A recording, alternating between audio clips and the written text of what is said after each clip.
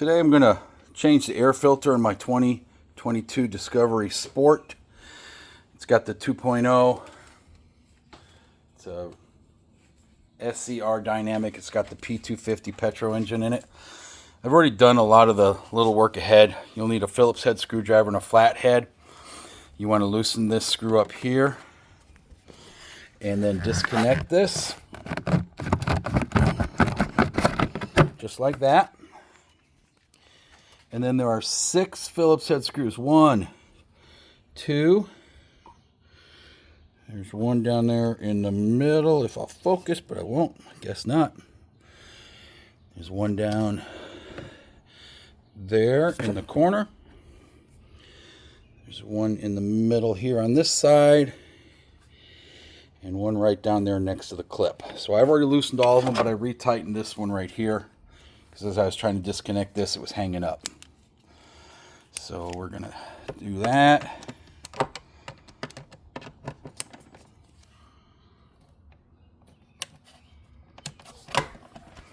And you're just going to loosen these up. You'll feel them once they start to get kind of free, and that's when you know it's loose. They are not captured. They will come all the way out if you keep screwing out. It's gotten a little loose there. This should come out now. So it is loose. I could unplug that, but I'm going to try not to. I just would rather not mess with it. So I'm going to pause for just a moment while I wrestle this out of here. Okay, that wasn't too bad. So I just wrestled a little bit and flipped this lid over. Left that plugged in. There you can see the mass airflow meter right there. We're going to pull the filter out of here. It's a little dirty. It's got 42,000 miles on it. I'm not a great person about cleaning these things out, but we'll clean a little bit out of here. One thing that I thought was really cool in here, it's got this little one-way valve here. If water gets in, it'll drain out of the bottom. So I got a man filter. It's a C28022. Drop it in the hole. Just like so. And then rotate this back around. Center it up.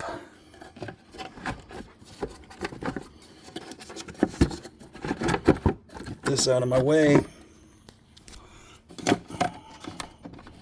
Yeah, nice and easy, I guess. I'm going to set you down again. I got hung up on this pipe here. So I had to go kind of the bottom in first. So I'll set back in there now.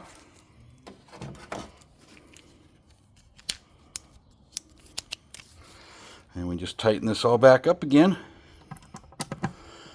And then please excuse the mess of the engine in there. Tomorrow's oil change day. And I'll be cleaning the engine compartment when I do that. Last step, once I tighten those 6 screws down, reattach this. I'm not a great one-handed person here, so let's see.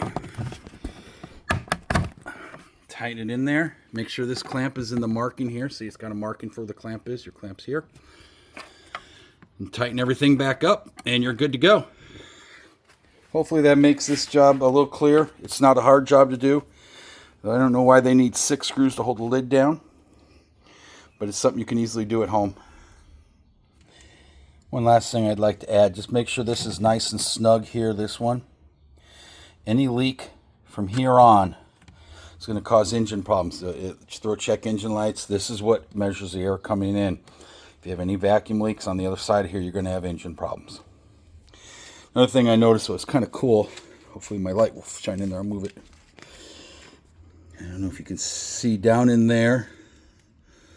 That's that little drain I was talking about. So if any water gets in there, it should drain out that hole. And this snugs up to a hole here in the hood that pulls air from these holes right here. So this is kind of where the air comes in for your engine, right here by the headlight. Comes in here, up here, and then in That's what gets us our high weighting height. A lot of engines, it comes in through the fender, behind the radiator here. We're actually pulling it up. Water has to go up into the hood, around and down to get into our engine. So start to end, this is less than a 10-minute job if you know what you're doing. I hope you enjoyed that short video.